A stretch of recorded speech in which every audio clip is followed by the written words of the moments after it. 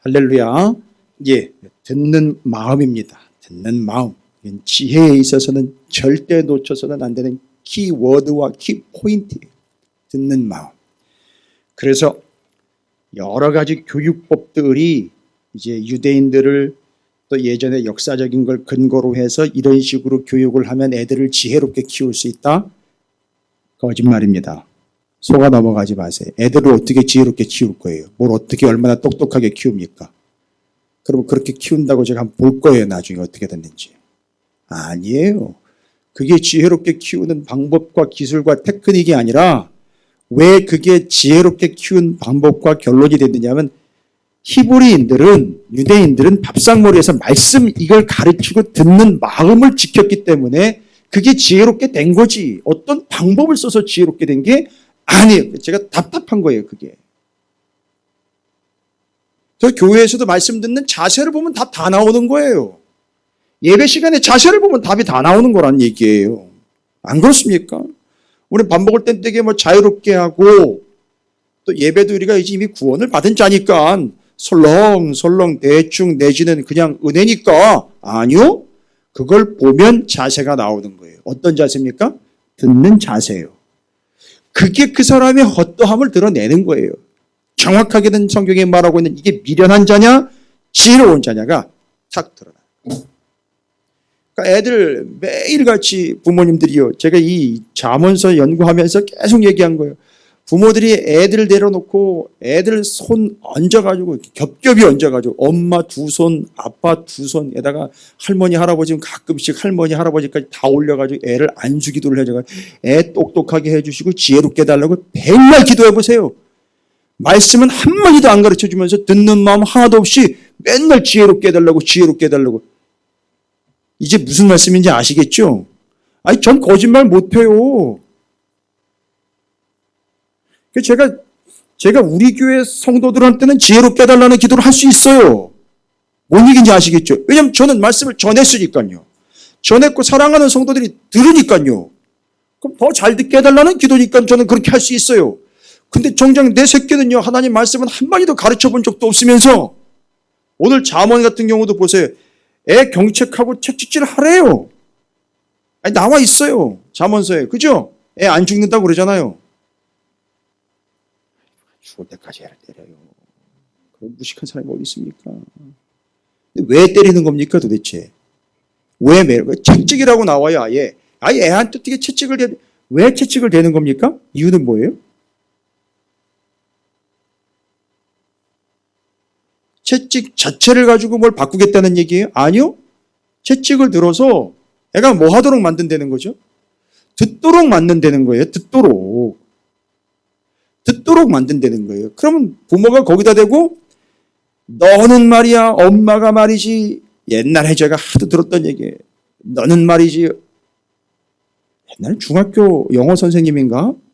저희 엄마를 한 번도 보신 적이 없으면서 그 선생님은 애들이 야단 맞으러 나가면 선생님이 이렇게 세워가지고 넌 말이지 엄마가 말이지 집에서부터 도시락 싸줘가지고 어떻게 하셨지?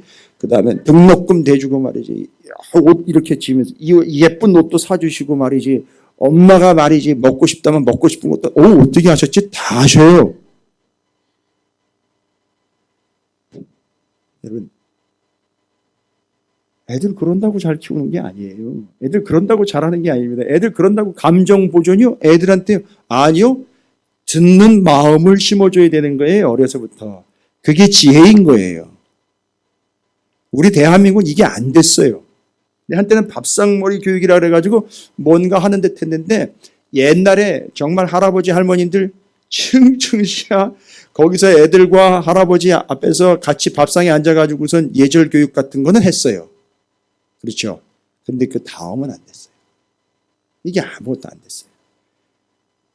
자, 이러면서 이제 유대인들은 듣는 마음을 그렇게 해서 어려서부터 훈련을 합니다. 그래서 실제로 들었어요. 뭘 들었느냐? 아버지의 훈계를 들은 게 아니라 아버지의 훈계에 담긴 하나님의 말씀을 들은 거예요. 그런 사람들이 여럿이 있거든요. 그 중에 한 사람이 누구냐면 히스기야예요. 근데 히스기야는 좀 달라요, 상황이. 그 아버지 아하스, 그리고 그 히스기야가 그 아들 므낫세와 아몬에게 안 됐어요. 이게 안타까워. 히스기야는 독학을 했어요. 말하자면 말씀을 독학을 한 거예요. 그래서 받았는데 왕이 됐는데 엄청난 부담감인 거예요. 자기가 지금 너무너무 부담스러운 거예요. 누가 나를 가르쳐 줄까 이랬는데 직접 아버지나 내 옆에 형제들이나 이게 없으면 야, 내 조상 중에 솔로몬 할아버지가 계시지 않느냐. 그 할아버지가 듣는 마음을 통해서 지혜를 얻었고 하나님의 마음에 합당한 나라를 다스리는 왕으로 세워졌었으니까 내가 그 성경에 기록된 그 집안 족보가 곧 성경이잖아요. 그래서 그 솔로몬 할아버지의 스토리를 좀 연구를 해야 되겠다 해서 솔로몬의 잠언을 다 모아봤는데 기가 막힌 거라. 솔로몬의 잠언이요. 오늘 25장부터 29장까지 이게 솔로몬의 잠언인데 이걸 히스기야가 신하들을 시켜가지고 다 긁어 모은 거예요. 그런데 내용을 보니까 앞에 있는 25장 전까지 내용도 다 주옥 같지만 25장부터 29장까지를 보세요. 여러분 지혜를 설명을 하는데 솔로몬이요. 비유를 들어서 설명을 해요. 여러분 그거 느끼셨어요? 본문 쭉 읽으면서 이게 지혜는 뭐다 이렇게 하는 게 아니라 마치 무엇과 같고 이런 식으로 지혜를 비유를 들어가지고 설명을 하는데 세상에 어떻게 이런 기가 막힌 비유들을 쓰나 솔로몬이요. 그게 진짜 지혜였던 거죠. 그러니까 하나님의 지혜를 사람들한테 설명을 해주는데 기가 막히고 주옥 같은 비유를 들어가지고 설명을 해주고 있어요. 놀라운 거예요. 25장부터 29장까지 다른 데도 마찬가지면 읽어보세요. 어떻게 이런 비유를 쓰나? 어떻게 이런 비유를 쓰나?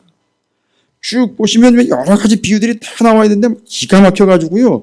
그 비유들이 어떻게 이런 비유들이 나올 수 있는가? 이건 진짜 삶에서 살아보지 않으면 나올 수 없는 그런 비유들, 지혜에 대해서 설명을 할 때 구구절절히 그렇게 한 예로요. 27장 22절에 미련한 자를 곡물과 함께 절구해 놓고 공의로 찌을지라도 그의 미련은 뭐예요? 벗겨지지 않아요. 이런 비유를 쓰냔 말이에요.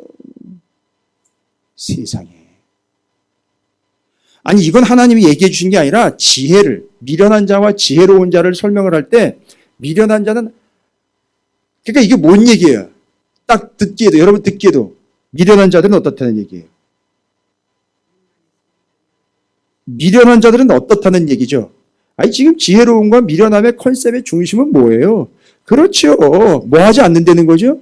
안 듣는다는 거 아주 뺀질뺀질하다는 거 이렇게 절구에다 넣고 빻아도 우린 마늘 몇 개만 절구에다 넣고 빻아도 그 마늘 몇 개 툭툭 튀어나가면 그거 가지고선 짜증내잖아요. 그죠? 근데 이들의 곡식은 벗겨지지가 않아요. 껍질이. 마치 어리석은 자는 그와 같이 얘기를 해도 안 듣는다는 거예요. 똑같다는 거예요. 이해가 되십니까? 야, 이런 비유를 쓰나? 우리 가운데는 이런 곡물 덩어리가 한 덩어리도 없을 줄로 믿습니다. 예. 이렇게 비유를 드는 거예요. 지금 솔로몬이 이렇게 비유를 들고 있어요. 뭐를 설명을 하려고요? 지혜를 설명을 하고 어리석음을 설명을 할 때 이런 비유를 듭니다. 야, 이 비유하면 또 누구죠? 신약에 가면 예수님이에요. 그래서 그 후손으로 오신 예수 그리스도께서 비유를 기가 막히게 쓰시면서 천국 비유도 들고 그래서 설명을 하시는 거 아니겠습니까? 그래서 같은 틀이라고 볼 수 있어요. 그런 비유를 듭니다. 자, 제가 좀 전에 서두에 말씀을 드렸어요. 히스기야가 지금 상당히 어려운 상황 가운데 있어요. 무슨 얘기가 솔로몬 할아버지처럼 자기에게도 그런 상황에서 필요한 하나님의 지혜가 절실합니다. 여러분 다른 것 다 차지하고요. 솔로몬은 그 지혜를 히스기야가 집중하고 있는 이유는 자기가 지금 그게 필요한 거예요. 진짜 지혜가 필요해요. 하나님의 말씀을 듣는 마음이 진짜 필요한데 지금 어떤 상황인지 아십니까? 히스기야 하면 두 가지 케이스를 반드시 연구를 하셔야 돼요. 열왕기하의 19장과 20장에 나와 있어요. 열왕기하 19장과 20장은요. 간단히 설명드리면 열왕기하 19장에는 아수르의 사네립 왕이 18만 5천 끌고 들어와가지고선 예루살렘 감싸고 거기다 편지를 보내가지고 이 히스기야를 조롱을 하고 이 안에 있는 유대인들 이스라엘 백성들을 아주 깔보면서 이제 금방이라도 다 잡아삼킬 것처럼 아주 그냥 벌떼처럼 그 예루살렘 주변을 감싸고 있었던 그 아수르의 대군대 있잖아요. 18만 5천. 예. 그 18만 5천. 어마어마한 군대 때문에 막 죽기 직전에 위협과 공포의 상황으로 갔을 때 안절부절하면서 이거 어떻게 되느냐 이거예요. 이때 정말 뭐가 필요하느냐? 지혜가 필요하다. 이랬던 거죠. 근데 이 지혜라는 건 여기를 어떻게 모면하느냐의 임기응변 아니라 그랬죠. 그 다음에 또한 20장은 어떤 얘기하냐면 20장은 이 일이 지나고 난 다음에 하나님이 그에게 병들어 너 이제 죽게 된다고 그랬을 때 히스기야가 뭐 했느냐 하면 바로 면벽, 벽을 보고 꿇어 기도를 했더니만 하나님이 15년 연장시켜 주신 거예요. 놀라운 이런 기가 막힌 사건들이에요. 다 빼도 박도 못하던 죽음 직전의 상황에서 히스기야는 다 모면을 한 거예요.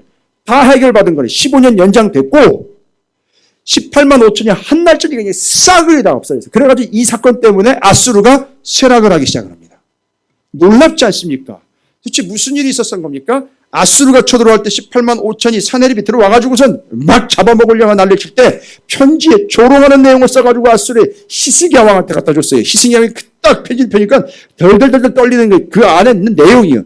지금 오늘 일본 사람들이 우리한테 뭐 이러니 저러니 협박하고 이런 내용하고 완전히 차원이 들인 거예요. 쳐들어와가지고 거기다가 뭐 이렇게 얘기를 적어가지고 엄청난 내용을 적었는데 이 떨리는 거, 이 손이 엄청나게 떨리는 거, 이거 다 죽었구나. 이거 이제 싹 죽었다. 나만 죽는 게 아니라 여기서 예루살렘 성에는 다 죽었구나. 이럴 때 히스기야가요. 이 편지를 들고 성전으로 들어갑니다. 성전으로 들어가가지고 하나님 앞에 펼쳐놓고 살려주세요 하는 거예요. 하나님 앞에. 그리고 히스기야가 죽게 되었다. 너 이제 곧 죽는다라고 이사야 선지자를 통해서 넌 죽는다라고 그냥 한 방 날려버렸는데 거기서 바로 무릎 꿇고 하나님 살려주세요 했더니만 바로 나가다 말고 선지자가 다시 돌아 빽 해가지고선 문지방 넘어가기도 전에 응답이 온 거예요. 세상에 성경에 기록된 응답 중에 제일 빠른 응답 중에 하나예요. 그래가지고 들어가서 너 15년 연장 딱 이렇게 정리가 끝나버린 거예요. 놀라운 상황 아닙니까? 바로 이럴 때 히스기야가 뭘 해야 되냐면 바로 하나님 앞에 꿇어 하나님 앞에 나아가 하나님을 듣고 하나님께 집중하는 그게 절실적으로 필요했다. 요거예요. 요 상황이 이해가 안 되면 히스기야가 왜 이렇게 솔로몬의 잠언인 지혜를 긁어 모으려고 애를 썼는지 이해가 안 되는 거예요. 그래 다 긁어 모아봤더니만 진짜 지혜가 뭐냐? 바로 이거예요. 여러분 솔로몬 히스기야 다 왕이에요. 근데 히스기야는 지금 아버지도 현찮고 그 뒤에 아들내미하고 손자는 죄송합니다. 므낫세 아몬은 그 므낫세와 아몬의 죄 때문에 유다가요 나누어지게 된 것 때문에 계속해서 고통당하고 그 므낫세 아몬의 죄 때문이다라고 계속 타이틀이 붙어요. 이 므낫세 아몬 히스기야의 아들하고 손자예요. 너무너무 힘든 거예요. 그러니까 중간에 끼어 있어요. 히스기야는 하나님의 제사장 나라를 위한 컨셉을 가지고 가려고 하는데 안 되는 거예요. 힘들어요. 되지를 않아요. 혼자 안 된단 말이에요. 이거 어떻게 해야 되냐 이거죠. 이거 어떻게 해야 되냐. 이거 어떻게 하나님 뜻대로 나라를 경영할 수 있고 운영할 수 있냐 이거예요. 이건 하나님의 뜻이 있어야 되는데 그 뜻은 이거라는 거예요. 솔로몬. 하나님께서 솔로몬에게 주신 지혜였는데 그 지혜가 바로 뭐냐면 듣는 마음이었어요. 그 듣는 마음은 하나님의 말씀을 그대로 받고 순종하는 거였기 때문에 이는 문제가 생길 때 편지를 들고 아수르가 조롱하는 편지를 보냈을 때 편지를 들고 성전으로 들어갔고 그 다음에는요. 자기가 곧 죽게 된다 그럴 때 자기의 문제를 가지고 하나님 앞에 무릎을 꿇고 여러분 이게 듣는 마음인 거예요. 하나님 앞에 듣고 하나님 앞에 기도하여 하나님 앞에 응답을 받아내는 거 아닙니까? 이게 듣는 마음이란 말이에요. 이게 지혜인 거예요. 그러니까 히스기야에겐 지혜가 있었다 없었다? 있었던 거예요. 똑똑해가지고 일을 모면한 게 아니잖아요. 18만 5천 명 자기가 어떻게 했어요? 아니죠. 어떻게 했기 때문에 이 결과가 나왔다고요? 그 사내립이 아수르의 조롱하는 편지를 가지고 어디로 갔다? 성전으로 가서 하나님 앞에 올려드렸고 하나님 앞에 간구했고 하나님의 말씀을 들었어요. 결과 자기도 모르는 사이에 하룻밤 사이에 18만 5천이 싹 죽어버렸다. 뭘 어떻게 설명을 할 겁니까 이게 다. 이건 하나님이 하신 거예요. 그 다음에 자기가 죽게 된다는데요. 어떻게 했습니까? 아니요. 자기가 뭐 한 게 없어요. 하나님이 살려주신 거예요. 15년이나 연장시켜 주신 겁니다. 이 모든 것이 다 하나님 앞에서 하나님께서 말씀하시는 것을 순종하며 들은 그 지혜 근본인 거예요. 이게 다. 됐죠? 그래서 살아난 겁니다. 그래서 18만 5천 정이 끝난 거예요. 아수르가 이것 때문에 멸망의 길로 가는 겁니다. 근데 그게 외부적이고 개인적인 문제도 그렇지만 이 나라 이스라엘을 어떻게 다스리냐는 얘기예요. 생각을 해보시오. 이거 어떻게 다스리느냐. 이제 히스기야 왕은 뭐가 지혜인지를 알아요. 뭐가 지혜인지를 알아요. 아, 솔로몬, 할아버지 솔로몬이 어떻게 했다라는 게 지혜이고 그것이 하나님이 주신 듣는 마음이었고 그게 그대로 이루어져서 솔로몬이 어마어마한 나라가 상당히 부유할 뿐만 아니라 엄청난 강대국으로 발전한 것 정리 끝냈어요. 그런데 히스기야는 그대로 답습하려고 하는 내 나라가 좀 센 나라가 됐으면 좋겠다가 아니라 내가 바로 누구와 같은 존재가 됐으면 좋겠다? 솔로몬과 같은 존재가 됐으면 좋겠다. 그리고 솔로몬 주변으로 지혜를 위하여 그걸 듣기 위하여 몰려드는 많은 사람들 있잖아요. 솔로몬의 신하들도 그렇고 주변에 있는 나라들이 솔로몬에게 하나님의 지혜를 배우기 위해 몰려왔잖아요. 히스기야는 그걸 꿈꾼 거예요. 좀 그렇게 회복됐으면 좋겠다는 생각을 했는데 안 되는 거예요. 마음대로. 그렇죠. 어쨌든지 방법은 제대로 찾았어요. 누구처럼 하면 됩니까? 솔로몬처럼 하면 되는 거예요. 그래서 잠언을 다시 편집을 해가지고 긁어 모은 거예요. 그게 25장부터 29장까지예요. 그런데 잘 보십시오. 이 나라 이스라엘을 다스려야 되는데 히스기야는 왕입니다. 자기가 어떤 문제점에서 어떤 문제를 어떻게 해결을 받았는지 여러분 다 아시죠? 하나님 앞에 나아가 편지 펼쳤고 기도의 무릎 꿇었고 그래서 응답받아서 다 이루어졌어요. 그렇죠. 자, 자기는 왕입니다. 왕임에도 불구하고 하나님 앞에 이렇게 문제를 가지고 나아가며 하나님 앞에 무릎을 꿇고 하나님 앞에 나아가고 순종하고 이게 다 누가 했던 거냐면 할아버지 다윗이 했던 거예요.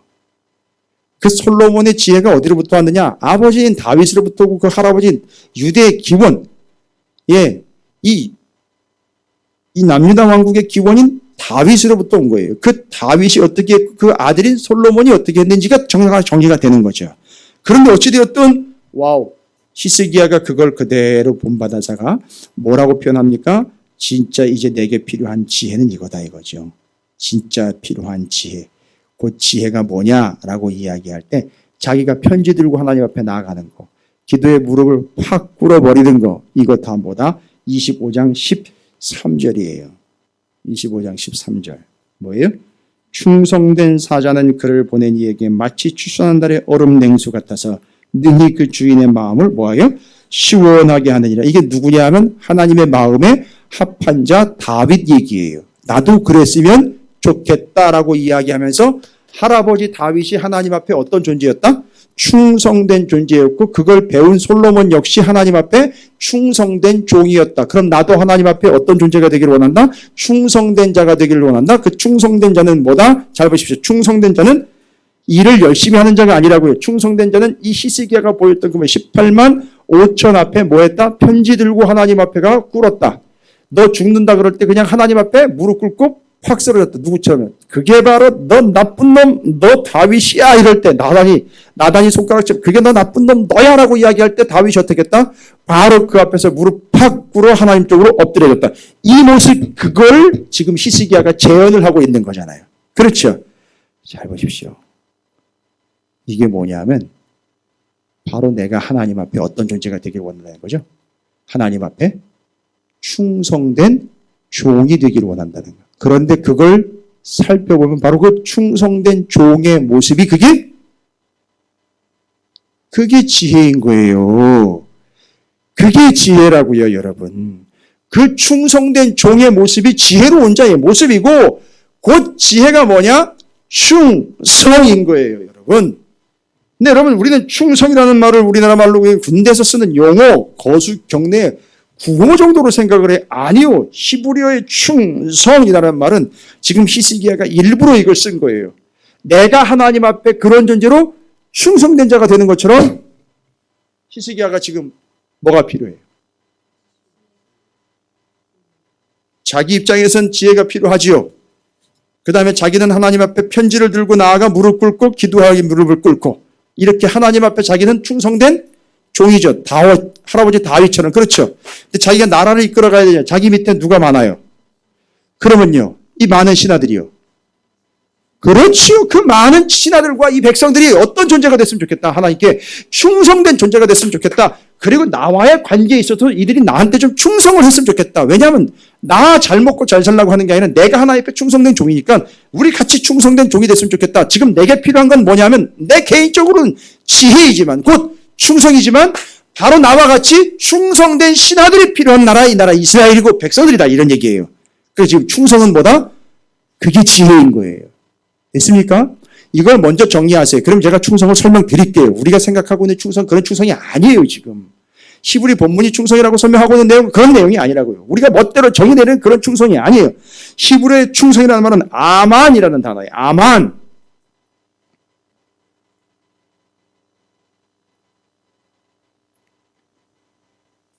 근데 이 충성이라는 단어는 아만이 아니라 히브리어는요. 어떻게 해석이 되느냐면 아만이라는 말은 이렇게 해석이 돼요. 1차적으로 지속하다, 지탱하다 이런 얘기예요. 아주 꿋꿋이 버티고 선다는 얘기예요. 이 충성이라는 말이 원래 히브리어 아만의 뜻이 버티고 서서 끝까지 간다는 얘기예요. 아주 견고한다는 얘기예요. 그 다음에 뭐 나오는지 아십니까? 의지한다라는 얘기예요. 안긴다라는 얘기예요. 여러분 이게 히브리어의 충성의 아만의 뜻이에요. 그러니까 지금 히스기야를 봤을 때 히스기야는 100% 어떤 종이다. 뭐를 보면은요. 여러분 제가 의미를 설명드렸잖아요. 히브리어의 충성이라는 말은 아만으로 아만의 뜻은 뭐냐 하면 지속적이고 지탱하며 확고부동한데 어떻게 되는 거냐 하면 그게 의지하고 안겨버리는 거예요. 뭐냐? 품에 안겨버리는, 애가 부모의 품에 이렇게 확 안기듯이 안겨버리는 걸 얘기를 하는 거예요. 요걸 충성이라 그러네요. 지금 우리가 생각하고 있는 충성과는 좀 이미지가 달라요. 근데 히브리어인 아만이라는 단어인 충성이 의미하는 것은 지탱한다, 버티고 서 있다 해서 꼿꼿이 자기가 자기 위치를 잡고 있다가 아니라 서 있다가 어떻게 하는 거죠? 그냥 확 안겨버리는 거예요. 이게 충성인 거예요. 이게 누구랑 지금 연결이 됐다는 거죠? 히스기야랑. 그러면 히스기야의 어떤 모습이 충성스러운 모습으로 정확하게 여러분 컨셉이 연결가 되잖아요. 아니 와락 안겨버렸다. 그냥 가가지고 확 기대버린 거예요.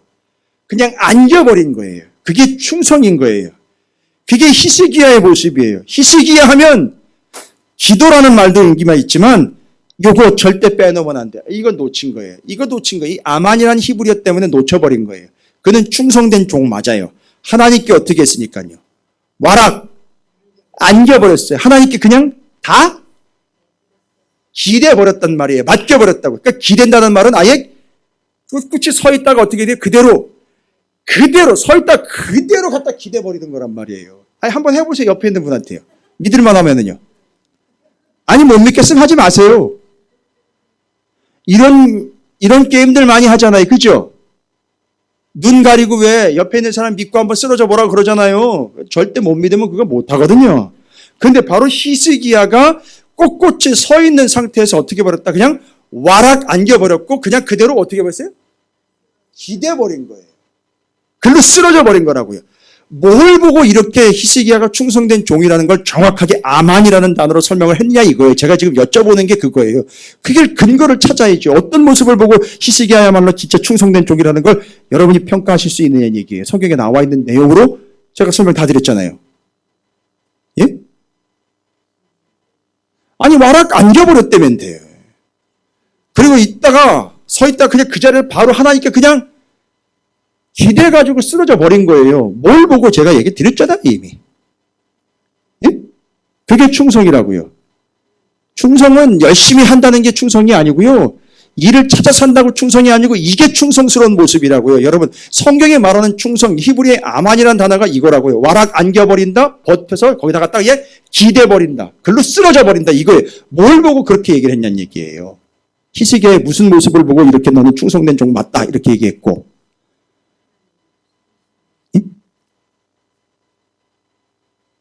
제가 설명 다 드렸어요.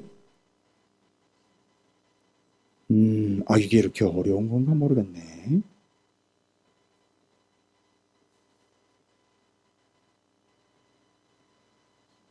와락 안겨버렸다.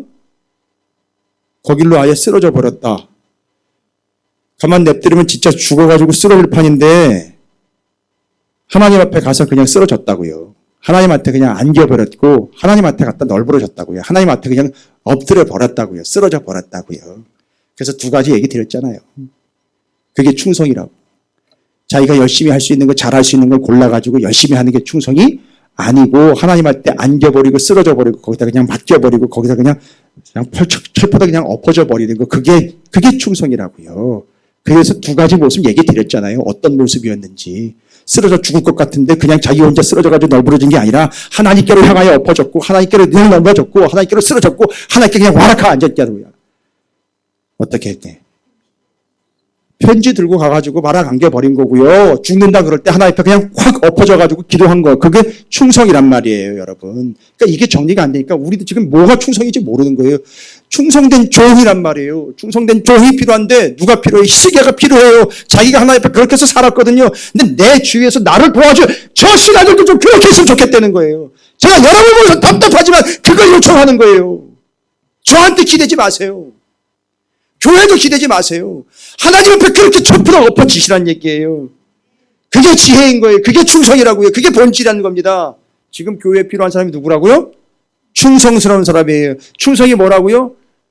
히스기야가 편지 들고 가서 와락 앉아버려. 하나님 나 죽겠어요 라고 앉아. 야 갖다 놓은 거예요. 너 죽어. 그러니까 살려주세요 하면서 펼쳐가 엎어진 거, 이게 충성이라고요.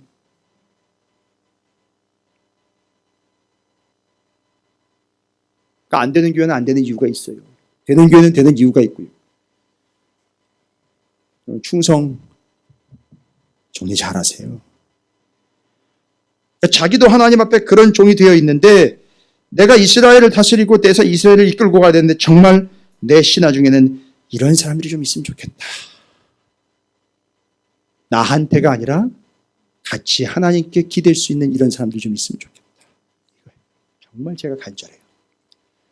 진짜 제가 진짜 간절해요. 진짜 간절해요. 일 잘하는 사람 말고 정말 저랑 같이 하나님 앞에 그렇게 철푸덕 앉아가지고 그냥 무릎 꿇고 그냥 철썩 앉아가지고 그냥 땅을 두드리면서 하나님 앞에 기도하고 문제거리를 가지고 나 하나님이 이렇게 편지를 이런 식으로 이따위로 문제를 가지고 왔네요. 하나님 이거 어떻게 합니까? 라고 가서 앉아드리고 거기서 그냥 와락 주님께 앉아버릴 수 있는 그런 충성된 존재. 제가 그런 존재가 됐으면 좋겠고 제 주변에 단 한 사람이라도 그런 사람들이 있었으면 좋겠다라는 게 제 마음이에요. 정리 잘 하세요. 그리고 충성이라는 말 함부로 쓰지 마세요. 그건 아무나 해당되는 상황 아닙니다. 그래서 25장은 그 안에서 충성된 자인 히스기야가 열왕기하의 19장과 20장의 스토리를 통해서 그 모습이고 충성된 모습이니 히스기야에게도 같이 이 나라를 하나님의 제사장 나라로 이끌어갈 내 주변에 있는 신하들이 이런 사람들이 있으면 좋겠다. 그래서 그 충성이 곧 뭐다? 그게 곧 지혜라는 거예요. 정리되셨습니까? 혼자 똑똑한 척하고 앉아있는 게 지혜가 아니고요. 이렇게 하나님 앞에 그냥 와락 가서 앉아버려 무릎 꿇어 퍽 하고 쓰러져 버리는 그 존재. 그게 충성이고 그걸 곧 지혜다라고 이야기하는 거예요. 제발이지. 엉뚱한 것 가지고 똑똑한 척하지 말고 본질로 여러분이 진짜 지혜로운 존재인 충성스러운 존재가 되시기를 주님의 이름으로 축원을 드립니다. 25장부터 29장까지 계속 이 테마로 가요. 어떤 사람 찾고 있어요? 충성된 사람. 근데 이 충성된 사람은 바로 지혜로운 사람이에요. 그러니까 이 충성된 사람은요, 알아서 자기가 양심껏 충성을 하는 게 아니라 지혜로운 사람이기 때문에 뭐에 근거로 충성을 해요? 그렇습니다. 맞아요. 그러니까 이 말씀을 아는 사람들이 주변에 붙는 거예요. 이해가 되시죠? 자기 감정으로 나가는 사람이 이런 사람들은 아니고 히스기야처럼 다윗처럼 솔로몬처럼 듣는 마음이 있는 사람들이 바로 붙는 거예요. 그게 충성이에요. 됐죠? 그러면 26장 이제 넘어가면서 이야기하는 건 뭡니까? 26장 딱 보세요. 26장 시작하자마자 누가 나와요? 미련한 자 나와요. 미련한 자 나온단 말이에요. 25장에서는 어떤 사람 얘기했어요? 충성된 자, 곧 지혜로운 자. 그러니까 지금 26장에 나와 있는 미련한 자는 어떤 사람이 되는 거예요? 지혜로운 자는 충성스러운 자라 그랬잖아요. 그렇죠. 근데 지혜로운 거에 반대니까 여기 미련한 자가 나와 있네요. 그러면 이 사람은 어떤 사람이 된 거죠? 그렇죠. 불충한 자예요. 충성스럽지 않은 자예요. 근데 여러분 재미있어요. 근데 제가 이 단어를 이걸 좀 조심스럽게 전해야 되는 단어예요. 여기 미련하다라는 말은요. 캐실이라는 단어예요. 캐실. 히브리어로 캐실. 근데 여러분 이 캐실이라는 말이 어리석다, 바보스럽다, 무지하다라는 뜻을 가지고 있는데 이 단어가 어디로부터 왔느냐 하면 이 미련하다, 지금 이 미련하다라는 말이 캐실이라는 단어로서 어디로부터 왔냐면 카살이라는 단어로부터 왔어요. 카살. 근데 여러분 카살이 뭔지 아십니까? 이게 여러분 오해 없이 들으시기 바랍니다.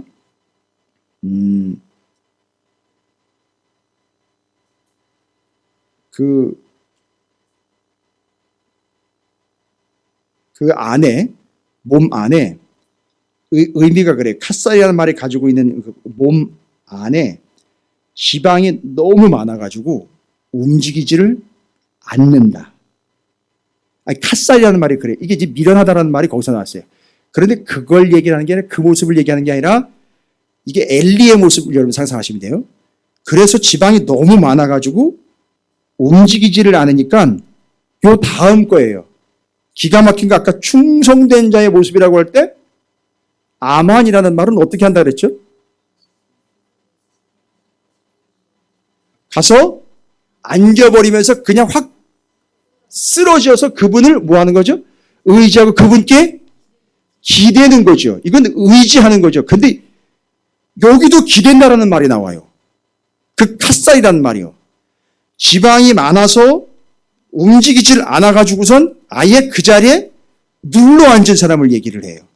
그러니까 이건 뭔 얘기를 하냐면 영적으로 설명을 해드릴게요. 이 핑계, 저 핑계를 대면서 안 움직여요. 예배에 오는 것도, 기도에 오는 것도 기도에 와서 기도해야 되잖아요. 그죠? 근데 이 핑계, 저 핑계 대면서 안 나와요. 이미 영적으로 뭐가 된 거예요? 완전히 고지혈증이 돼버려요. 그래서 안 움직여요. 움직이질 않아요. 그러다가 어떻게 되면 움직이지 못하게 돼버려요. 그러니까 이 사람은 어떤 상황이 돼버리느냐 하면 의지하는데 이게 믿음으로 가서 맡기며 의지하는 게 아니라 가서 자기가 다른 사람이 뭐 해주지 않으면 그렇죠. 일으켜주지 다른 사람한테 기대지 않으면 못 일어나는 상태에 된 걸 미련하다라고 얘기를 하는 거예요. 그러나 아까 충성된 사람은 어떻다 그랬죠? 자기가 갔다가 비록 몸이 좀 힘들고 고달퍼도 어떻게 한다? 여러분 지금 오늘 기도에 오신 것처럼 이게 아만이에요. 이게 아만이고 분명히 올 수 있는데도 오지 않고 이 핑계 저 핑계로 주저앉아 있고 아예 습관화가 되어가지고 뭔 얘기입니까? 자기 힘으로는 기도에 못 나와요. 이제 어떻게 해야 나와요? 데리고 와야 나오는 거예요. 누구는 그렇게라도 나오면 다행이죠. 아니요. 심각한 거예요. 심각한 거라고요. 제가 신방을 해봤잖아요. 여러 교회에서 여러 사람 신방해봤잖아요. 세상에 목사가 뭐 별겁니까? 별거는 아닌데 아니 분명히 약속하고 신방한다 그러는데 약속 잡아놓고요. 비어있어요 집이.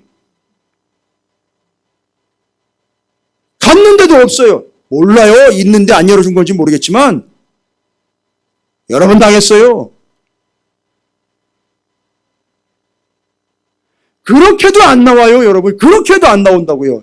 이미 그 상태가 되면 어떤 상태냐 하면 바로 이미 아예 기름이 쪄들어가지고 눌러 붙어져 버린 거 가지고 이 사람은 절대 누가 가서 일으켜 세워주지 않으면 못 나오는 상태. 그게 미련한 상태라는 거예요. 그러나 아까 아만은 뭐였어요? 충성된 자는요. 자기가 힘들고 어려워도 어떻게 한다는 거예요? 가서 안기는 거예요. 제가 금요일날 여러분 오시는 모습을 보면 그게 너무 감사해요. 힘들지만 피곤하지만 그래도 어떻게 하는 거죠? 이 기도의 자리에 안기는 거예요. 여기 와가지고 의지하는 거거든요. 여러분 이게 기대는 거잖아요. 그렇죠? 그런데 이 게으른 자요. 여기 나와 있는 데는 미련한 자는요. 그거를 기대지 않으면 못 일어날 수준에 이르는 그런 상태를 이야기하고 있는 거를 여기 바로 미련한 자로 설명을 해요.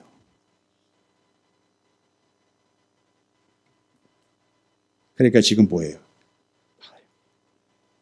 행동이 없고 말만 있는 상태를 요 미련한 상태라고 이야기를 하는 거예요. 그리고 그것이 게으름과 함께 가요. 됐죠?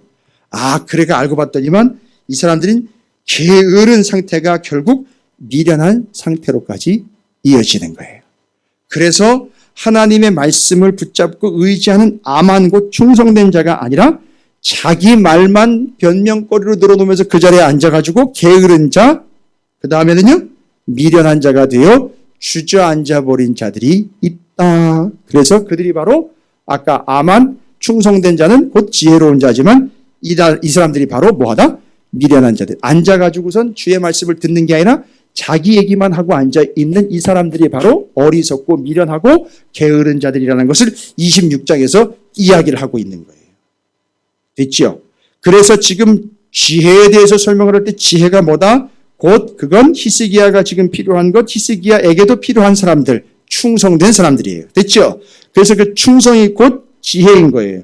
이걸 27장에서는요, 무슨 비유로 두는지 아십니까? 27장 23절부터 27절까지 보세요. 그 앞에 있는 내용들도 다 여러분이 비유로 잘 설명을 해놨지만 얘기하려고 하는 게 23절부터 27절까지예요. 27장 23절부터 27절까지. 이건 뭐예요? 내 양떼의 형편을 부지런히 살피며 내 소떼에게 마음을 두라.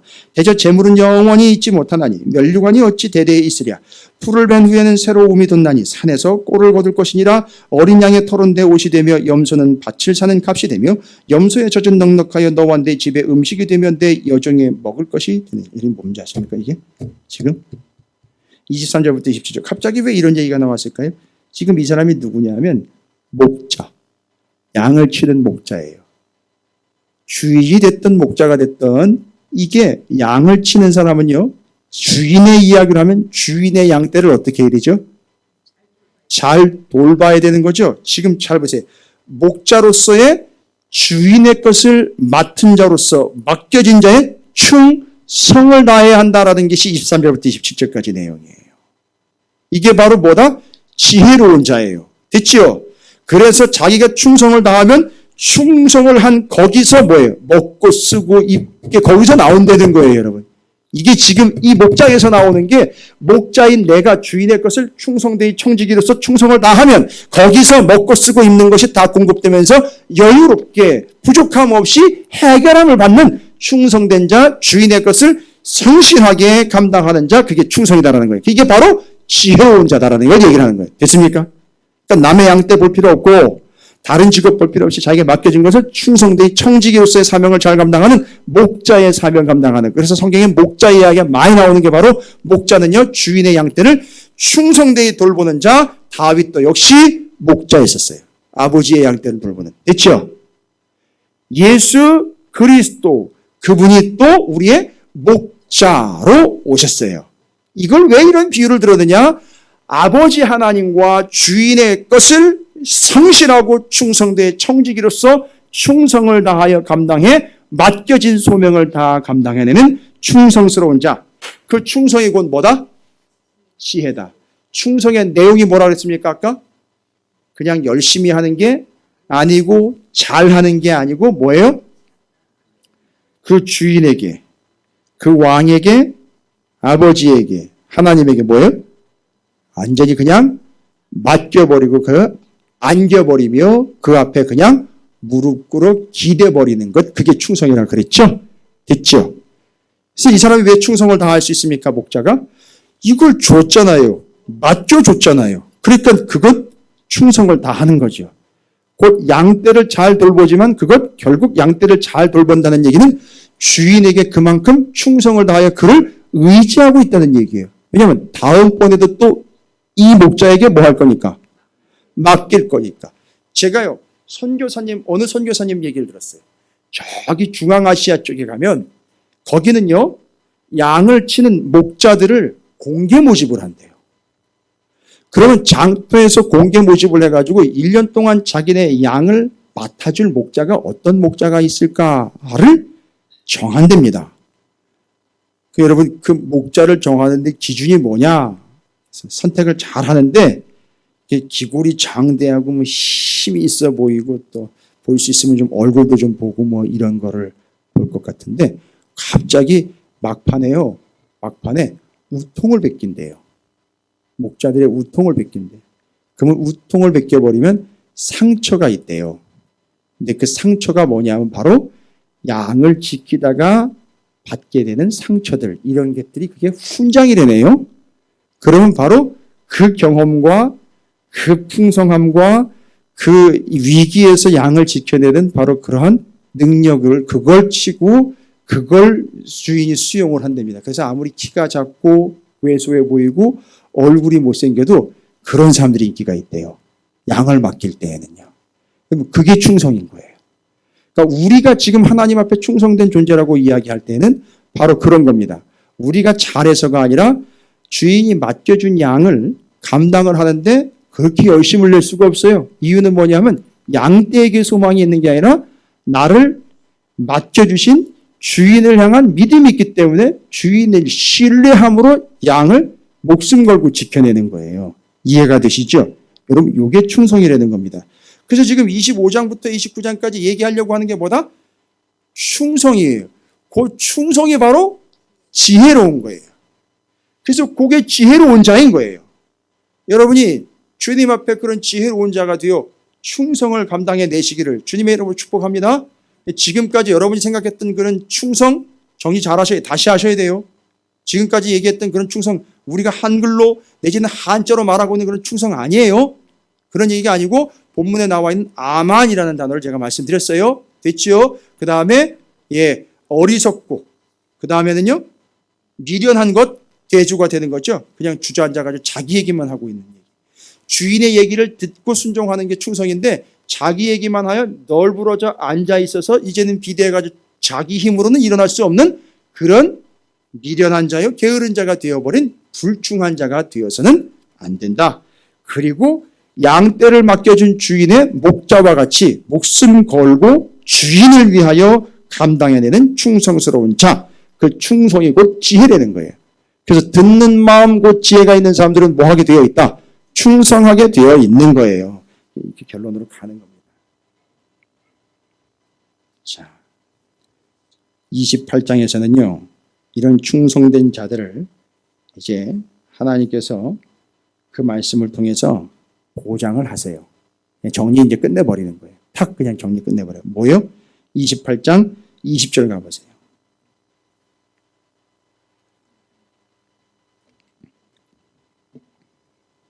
계속 뭐를 의식하고 있죠? 어떤 자? 충성된 자를 의식하죠? 여러분 거기다 표시를 딱 해놓으세요. 지금 25장부터 25, 26, 27, 28장에서 계속 가지고 있는 테마는 충성된 자고 지혜로운 자예요. 진짜 지혜로운 자는 충성된 자예요. 그 충성된 자는요 어떻게 하느냐? 그 주인에게 그냥 와락 안겨버리고 의지하는 존재인 거예요. 죄송합니다만 여러분 제대로 충성하지 않았어요. 문제 생기면 다 자기가 알아서 하려고 했지 하나님 앞에 그렇게 와락 안겨버리는 건 충성된 자. 요즘 찾기 힘들어요. 충성의 본질을 알았으니까 하시기 바랍니다. 그런데 28장 20절에 이렇게 되어 있어요. 그 충성된 자. 지금 저 충성이 정리가 됐죠? 그게 진짜 지혜로운 거죠? 충성된 자는 뭐예요? 복이 많아도 속히 부하고자 하는 자는 형벌을 면하지 못하리라. 잘 보세요.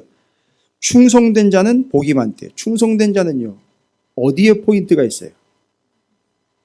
그렇죠. 이제 우리는 영적으로는 하나님이지만 일반적으로 이야기하면 누구한테?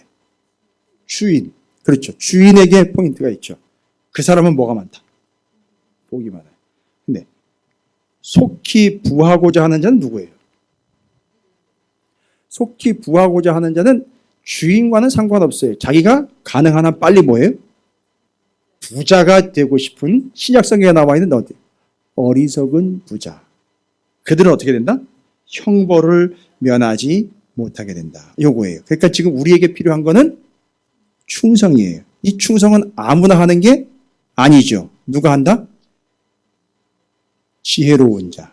근데 그 지혜로운 자는 어떻게 지혜롭게 됐다 그랬죠? 지혜. 그렇죠. 듣는 마음이죠. 이건 완전히 여러분 이건 공식처럼 외워버리셔야 돼요. 그냥 외워버리죠.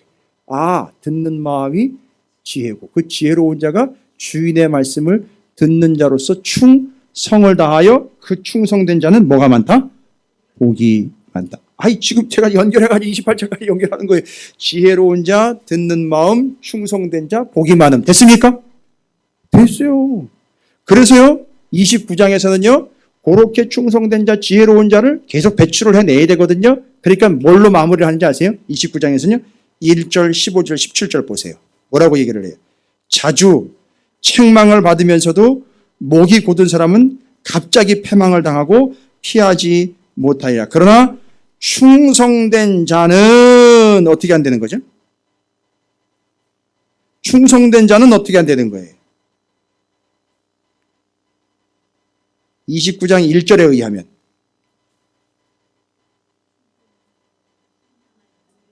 주인이 뭐 한다는 거죠?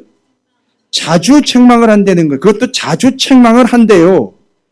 아니, 이건 29장이 의도한 바예요. 주인은 자주 책망을 한대요. 왜냐하면 뒤에 다 나와 있어요. 그냥 그대로 내버려두면 지가 잘해서 한 줄 안 되는 거죠. 그래서 주인은 특성이 뭐냐면 자주 책망을 해요. 그런데 그 책망 앞에 뭐와 뭐로 나뉜대요. 목이 곧은 안 듣는다는 얘기죠. 그게 바로 우리가 얘기하려고 하는 어떤 사람이죠? 미련하고 게으르고, 됐죠? 그러나 어떤 사람은, 지혜로운 사람은 뭐 한다는 거예요? 자주 책망을 하시면 하시는 대로 뭐 한다? 받는다는 거예요. 그게 뭐예요? 듣는 마음으로 지혜되는 거죠. 됐죠? 그러니까 하나님 뭐 하신다는 얘기예요? 책망도 하신다는 얘기예요. 그럼 그거 어떻게 된다? 받아야 돼요. 지혜로운 자가 되어서 그걸 받으면 충성된 자가 되고 28장 20절 충성된 자는 뭐 한다? 복이 많다라고 나와 있어요. 됐죠? 이건 공식으로 가는 거예요. 여러분이 인정을 하든 안 하든 저는 그냥 전해놓고 이건 누리는 사람들이 그냥 생기면 되는 거지, 확인하면 되는 거지, 제가 여러분 눈치 보면서 전할 건 아니에요. 이거는 사실로 그냥 전해놓고 그냥 끝내버려야 돼요. 29장 15절에는요. 채찍과 꾸지람이 뭘 줘요? 그러니까 하나님은 우리를 뭐 하신다는 거예요? 채찍과 꾸지람을, 누가 그래요? 하나님 맨날 칭찬만 하고 좋은 얘기만 하고 위로만 해준다고 누가 그런 새빨간 거짓말을 합니까? 아니요. 하나님은 우리를 뭐 합니다? 채찍과 꾸지람도 하셔요. 근데 그게 우리에게 뭐가 돼요? 지혜를 줘요. 그래서 우리는 그것 때문에 채찍과 꾸지람을 받고 지혜로운 자가 되어서 하나님께 뭐 하는 자가 되죠? 충성된 자가 되어서 결국 우리는 복을 어떻게 받는다요? 복을 어떻게 많이 받아요? 한 28장 20절에 나와 있잖아요. 복을 어떻게 받는다 그랬어요? 예? 복을 어떻게 받는다 그랬어요? 많이 받는다고요? 아유, 싫으세요? 복을 많이 받는다고요. 이런 것도 놓치시네? 그 다음에 17절 보십시오. 29장 17절. 내 자식을 모아라. 징계하라. 그리하면 그가 너를 평안하게 하겠고 또 내 마음에 기쁨을 주시라. 지금 왜 자식 얘기할까요? 하나님과 우리가 부모 자식 관계거든요. 됐죠? 자식들. 여기 자식들 좀 있네요. 징계하라. 그리하면 그가 너를 평안하게 하겠고 라는 얘기는 그가 징계를 통하여 어떤 존재가 된다는 거죠? 지혜로운 자. 지혜로운 자가 되기 때문에 어떻게 뭐 한다는 얘기죠?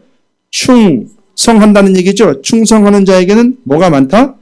복이 많다. 이거예요. 그러니까 자식들 뭐 하는 거예요? 야단치는 게 아니고 징계하는 거라고요. 여기 자식들 오해하지 마세요. 부모님이 야단치는 게 아니라 징계하는 거예요.